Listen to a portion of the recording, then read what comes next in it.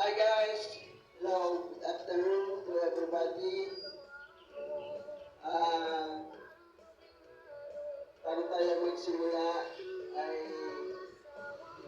medyo hindi tayo ng paumanhin sa mga eksperto kasi po itong paksa natin dito sa vlog na to ay sa totoo lang medyo may pagka-komplikado ng konti. Konti lang naman. Uh, excuse me po, to all expert in science, uh, I'm sorry to tell you, I don't want to embarrass you around the people around the world because uh, I mean, if we had error, it's okay because no, no man is perfect. Not anybody perfect to the people. Alright? So, my message is coming from the Holy Bible. Please, sir, can you read the Holy Bible for a while? Just open up to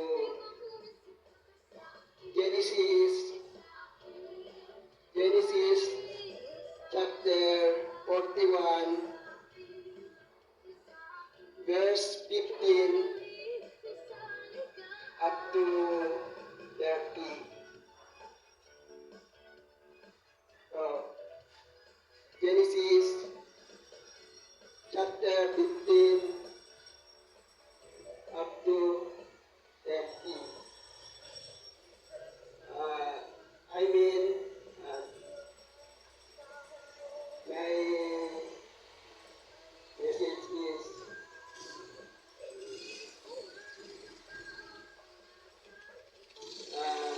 according to the Bible,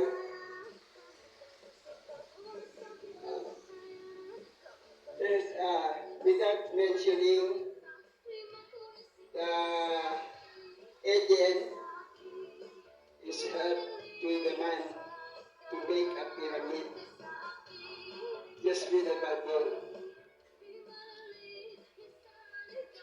They built whatever the buildings or what else. That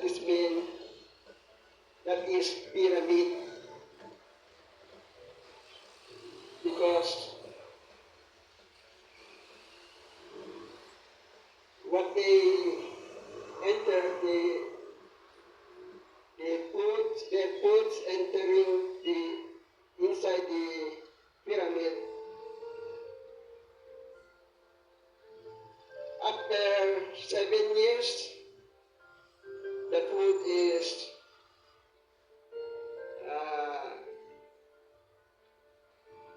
still good condition.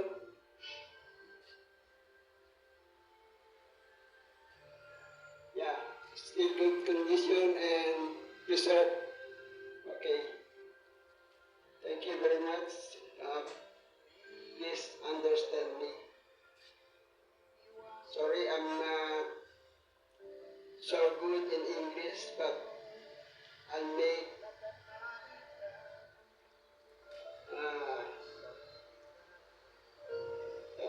understand. Okay, sa mga kababayan po natin, ibig ko sabihin,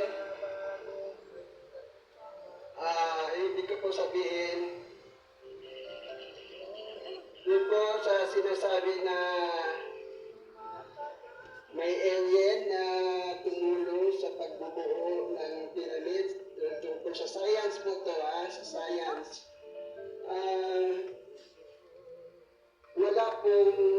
binimension o wala pong binabanggit ang ating Biblia. Kung banal na kasulatan, wala pong binabanggit na may alien na kasama sa pagbubuo o paggagawa ng pyramid. Wala pong katotohanan yan na may alien na kasama sa pagbubuo ng pyramid. Noong panahon na binubuo yan, wala po yung katotohanan. Kasi po, ako po ay nag-research, hinanap ko sa mga aklat, at doon ko sa Bible natagpuan ang katotohanan. No?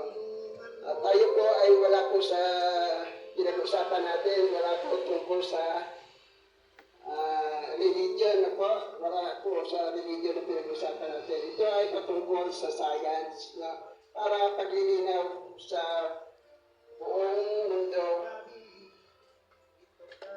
na talagang walang alien na binabanggit ang Biblia. Ibig sabihin, hindi po totoo na tinulungan ng alien ang mga tao sa paggagawa ng pyramid. Basahin po natin kung tayo po ay may time, kung may pagkakataon na magbasa. Pakibasa na lang po sa Genesis Kapitulo 15 hanggang versikulo 30. Yan po. Paiksin na lang po natin yung kwento.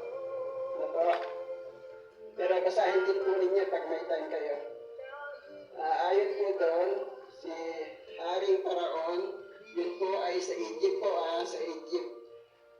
Paraon ang tawag nila sa hari. Ngayon, nanaginip si Haring Paraon na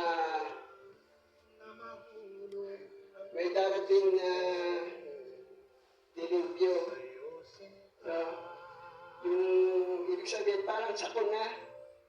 Yun. Ngayon, paiksiin po natin ang kwento. Yung nagbigay ng kahulugan, ang ibig po sabihin, yung si Jose na nagbigay ng kahulugan ng panaginip ng hari, ang ibig daw po sabihin ng panaginip na yun, ay magkakaroon ng 7 taon na kasaganahan. Yun po, kasaganahan muna sa loob ng 7 taon. And then, pagkatapos yung 7 taon na yun, magkakaroon naman, dadanasin ng mga tao sa Egypt ang 7 taon na paggutom. Yun po ay dahil sa hihina ang ani nila na trigo. So, yun po ang pagkain nila, kumbaga sa atin, palay. Dahil yung bigas ang sinasaing natin. Sa kanila po, ang kinakain nila ay tinapay. Yun po ay magmumula sa butil ng trigo na ginagawa lang ng tinapay. So, ang bili ng hari na pinagkatiwalaan si Jose na magpagawa ng imbakan ng pagkain habang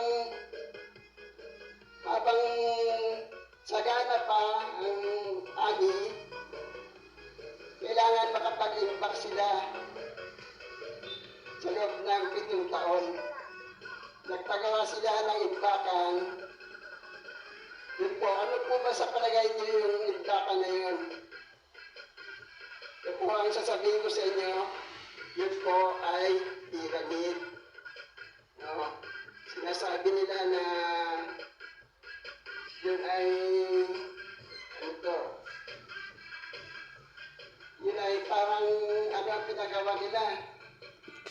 Istakan ng pyramid ay parang bodega, yun po. Ang pyramid ay bodega o sa English, warehouse. Yun po. Yun po ang expectation natin. Na sa loob ng 7 taon ka naman, i-imbak mo yung pagkain doon. Aabutin ng 7 taon. Eh sa ngayon po, kung iisipin natin ang imbakan ng pagkain, eh hindi po abutin ng 2 taon, may amag na yon. So hindi po ganun ang nangyari, ha? Inimbak nila doon, sa ginawa nilang imbakan, sabi na natin, pyramid yun. Kasi hindi po nasira yung pagkain doon. Yung mga trigo sa loob ng 7 taon na preserve. Ibig sabihin, walang nasirang pagkain. Yun po. Pero, dun po sa, paliwanag po sa inyo, sa pagpapagawa nila ng pyramid, wala pong mention o walang nababanggit na may tumulong na alien. Maliwanag po na binibigkas o sinasabi ng Biblia ay mga tao ang gumawa ng pyramid. Wala pong binanggit na alien. Kaya po sa palagay natin ngayon, sana maninawan tayo. Hindi po totoo yung nababalita na sa paggawa ng pyramid ay may alien na nakatulong doon para mapagaan ang kanilang trabaho sa paggagawa ng pyramid. Wala pong alien, wala pong katotohanan yan. Sa mga taga-Egypt po, dapat na ingatan natin at pangalagaan yung pyramid na yan. Malaking bagay po pala yan. Kung iisipin nyo, 7 taon na paggutom, ha? Wala pong makain ng tao kung hindi nakapag-stock dyan sa pyramid. Ano kaya sa palagay niyo mangyayari? Di po ba? Patay lahat ng mga tao dyan sa Egypt. Kaya po, kung tutusin, malaking bagay po yan sa mga Egypt ng panahon na ginagawa ang pyramid. Dapat hanggang ngayon, pangalagaan niyo yan. Yan po ay na-research ko sa Holy Bible.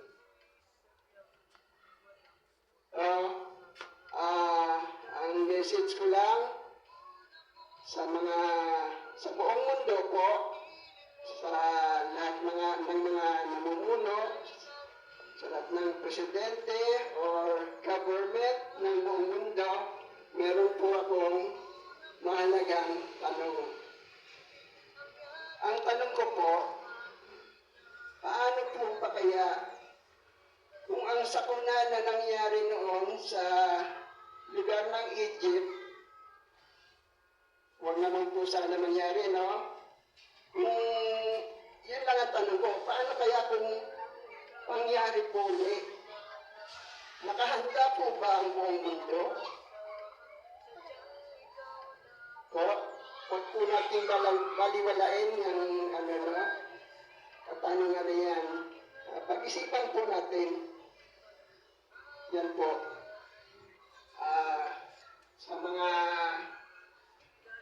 eksperto ng ating science,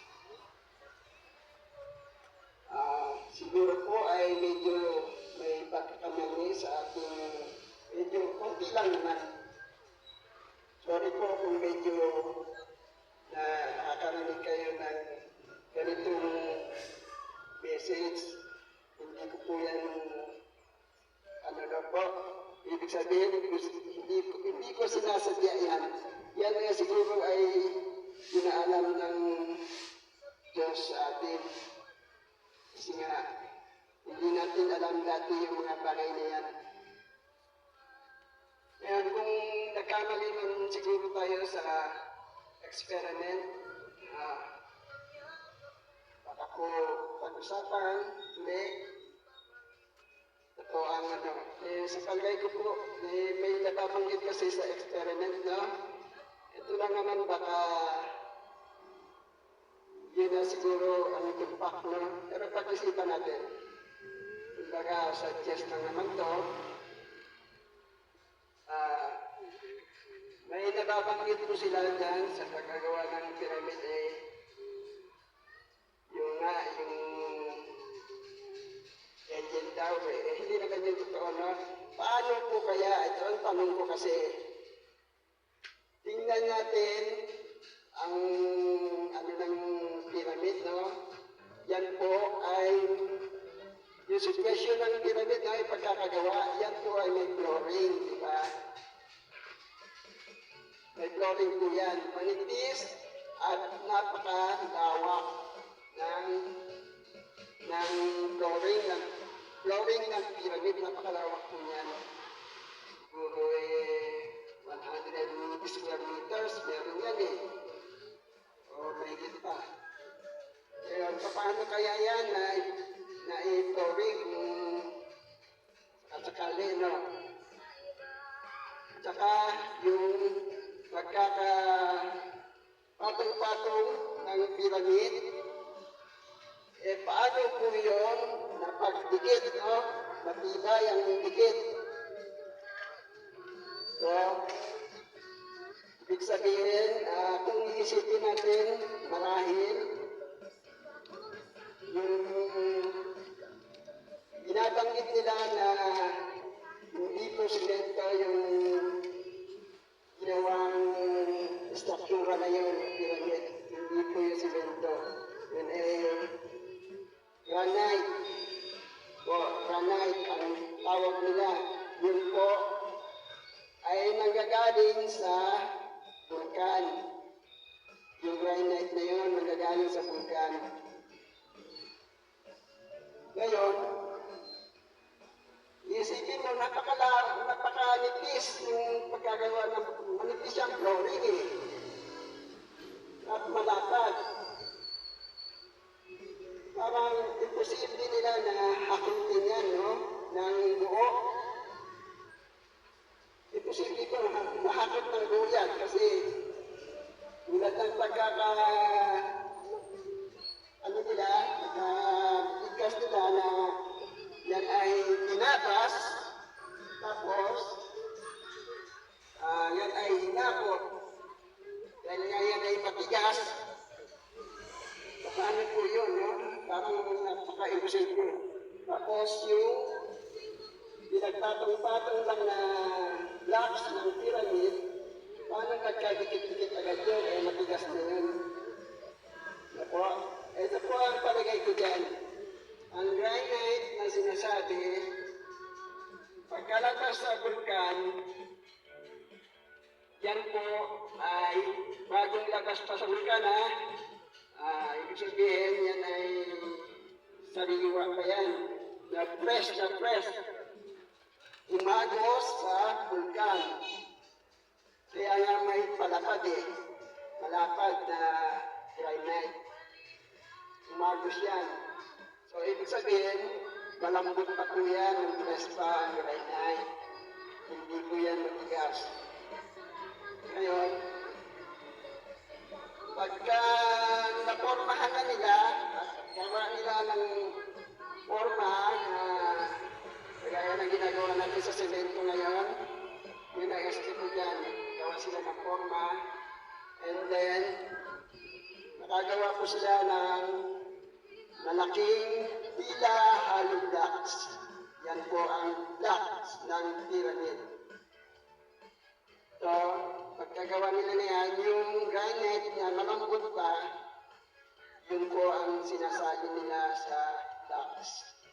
Kaya nagiging patong-patong sila at magkakadikit-dikit.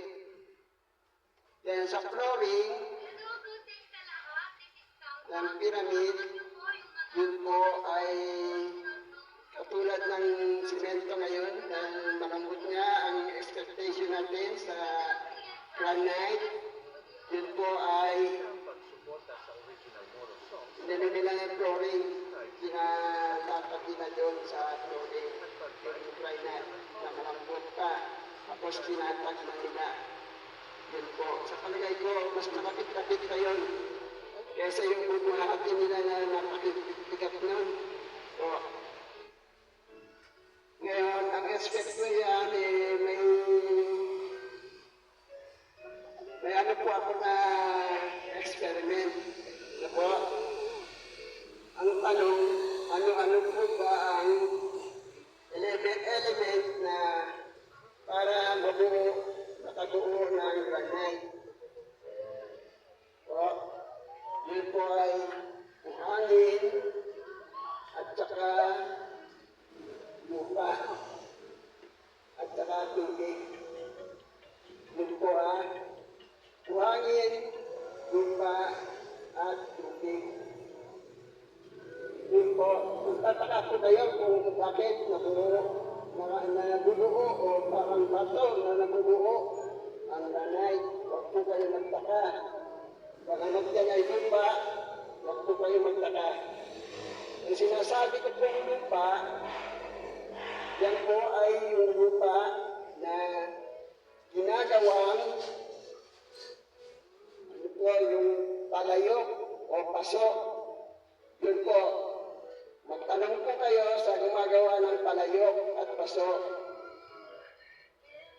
kung bakit nila natuporma ng ganon. Na po, ito po yun. Yung lupa na ginagawa na paso ay pinapakulo nila sa tubig. Yun po ang paggagawa ng paso, no? Then, pagka naluto na yun po ay pwede nilang kortehan na kapag malamig na. Pag hinango na nila, no? Mainit kasi yun. Pag malamig na, pwede na nilang kortehan agad kasi sariwa pa. Huwag na nilang antayin na tubigas. Yun po, nakakagawa sila ng paso. Kaya ganun po ang expectation ko kasi yung pyramid, parang niluto mo yung granite na ginagawang pyramid na, parang niluto mo yan doon sa bukan eh. Yung granite, yan po. Isipin mo yung paggawa nga ng palayok, niluluto doon sa bukan. Then, lalagyan ng tubig. O parang ganun nangyari. Yung lupa, naluto doon sa vulkan.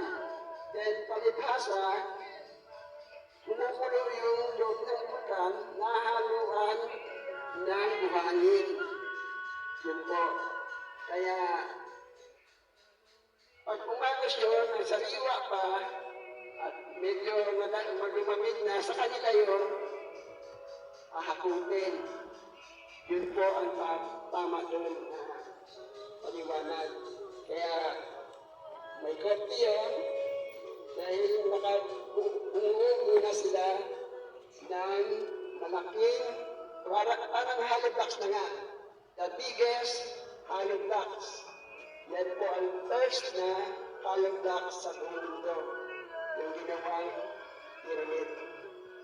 Kung tatanungin niyo po ako, paano sila nakagawa ng forma?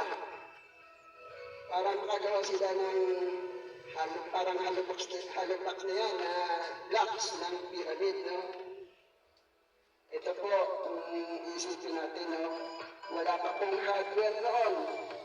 Wala tayong nabibilihan ng pangforma na plywood. So, talagang disidido sila paggawa ng paraan kasi nga darating ang paggutom. Ay pag hindi sila nakagawa ng paraan, alam niyo na, 7 taon paggutom. Yun na lang atong 1 buwan na paggutom eh. Hindi makakakain ng tao, patay na ang tao. Kaya, 7 taon. Naku, nakakatakot po yun. Kaya gumawa sila ng paraan sa abot ng kanilang makakaya.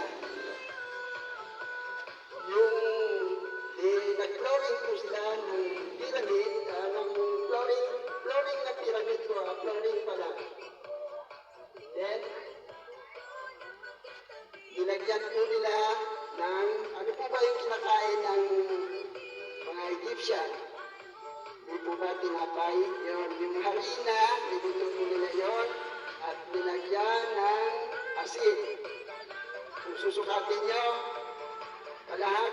tabo, isang tabo ng harina, tapos kalahating tabo ng asin, at lulutuin sa tubig.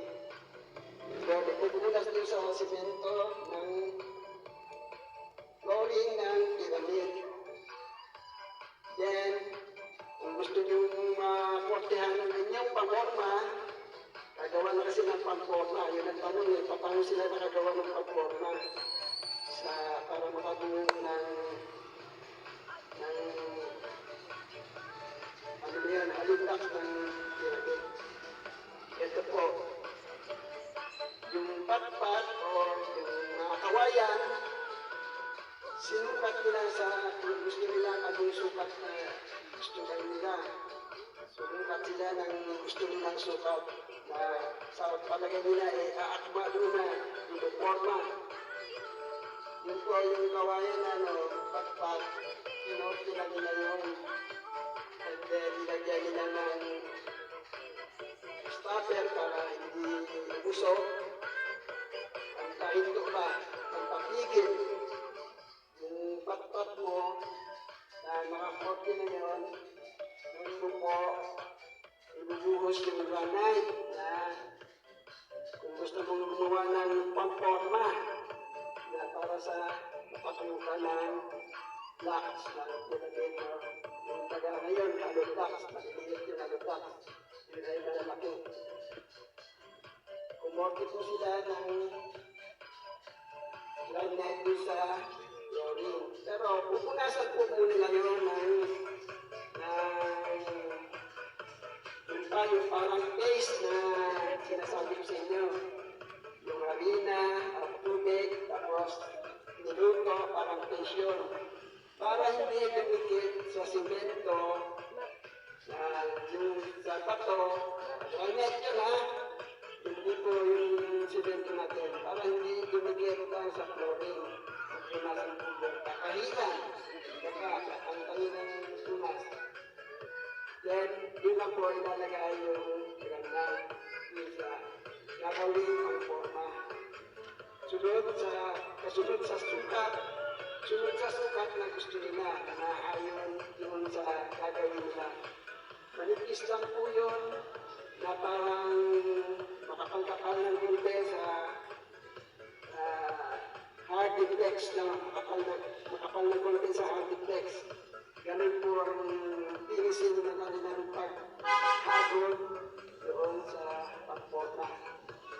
And then, ang yung tapo yun, madali na po nilang baklasin yun. Hindi po yung tiligid sa flooring kasi nga merong nilagay doon na base na may asin. Yun po yun. So, yun na, nagagawa na sila ng gusto nilang blocks, ng pyramid. Kung anong gusto nilang gawin, kung anong forma na pyramid ang gusto nila, yun ay naayon sa ginawa nilang blocks. Yun po yun. Maraming salamat po. Pasensya na po sa mga eksperto. Yun ay yung bandang huli, suggestion po yun. Baka naman po, tutugma na doon sa salaysay na nanggagaling sa Holy Bible. Hindi po natin pwedeng labakin o pangunahan. Kasi po, pag igigit natin, may talaga na tumulong dyan para matapos agad ang pyramid ay mali po yun. Doon na po tayo nagkakasala kasi giniit natin yung sarili natin, parang mas marunong pa tayo sa sinasabi ng Biblia. Huwag po tayo ganun, tao lang tayo. Tayo ang susunod sa Biblia. Hindi po yung tayo ang mas marunong pa kaysa sa Biblia. Huwag po natin pangunahan ang Bible. Kung anong sinasabi, tulad niyan, wala namang binabanggit na may alien na tumulong doon. Yun na lang po ang isipin natin. Yun ang totoo.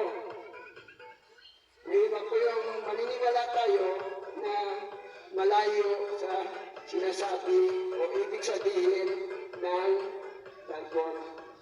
Yan po. Maraming salamat po. And God bless you to all.